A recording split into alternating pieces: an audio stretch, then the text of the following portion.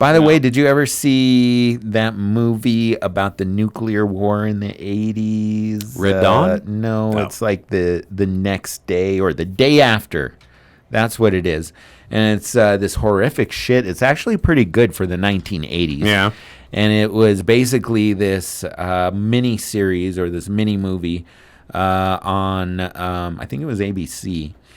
And it was about what would happen if nuclear war started, like how it would affect towns. It's pretty ahead of its time, even though that was in the zeitgeist at the time.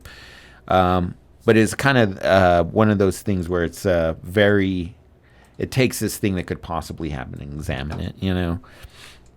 The day after. Provocative, apocalyptic, gut-wrenching. And it's from the 80s. And so when you watch it, when I watch something from the 80s, you try to put it into the context of the time. Yeah, that, and you're like, okay, for then, this was pretty good. Like because the acting changes. Most of the time, it's all right from the 80s, but the special effects are always what you look at, especially for something like this.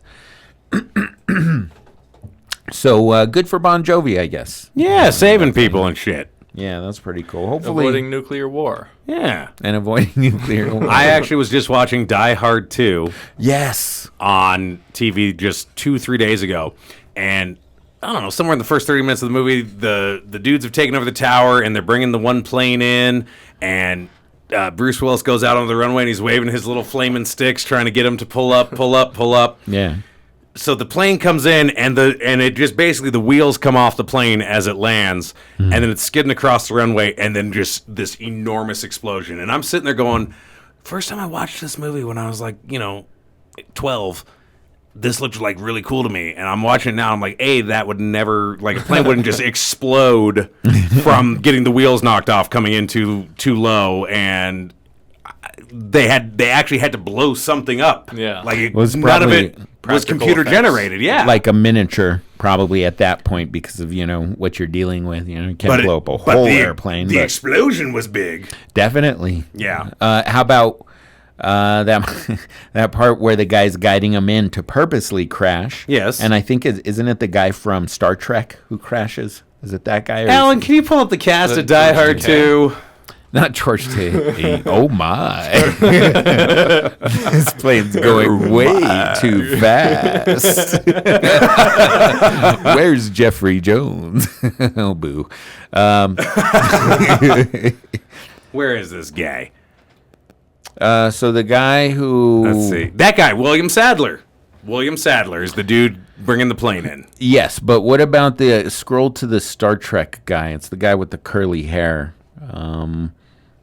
You have to go whole cast on that. Anyway, that whole part, it was a miniature, and it looked believable back in the day. Sure. Yeah, we're kind of used to more stuff, but it still looks cool. That part where they're guiding him in, he's like, "We gotcha." Yes, we gotcha. John knows exactly what I'm talking about. That's exactly the scene, bro. When I'm in the shower with my girlfriend, I usually come up behind her. I'm like, "We gotcha, we gotcha." Let me just guide it in. Let me just guide it in. She's like, "What's that from?" I was like, "Die Hard 2." Your life, and it's happening right now. Put the hard in Die Hard, there baby. You go, baby. Yeah.